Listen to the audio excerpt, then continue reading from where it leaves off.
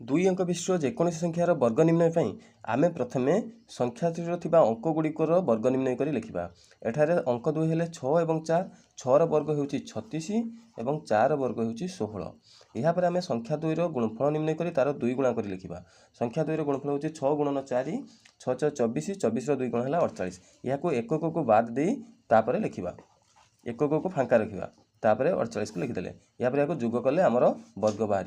देखो 6 8 1 9, 6 4 10, 10 शून्य हाथ 1, 3 1 4 होगा 4096। सेहीपरि 52 वर्ग हो संख्या दुई हेले 5 2, 5 वर्ग हो 25, 2 वर्ग हो 4। ये 4 न लिखि आम 04 लिखा, सर्वदा दुई अंक विशिष्ट करवा।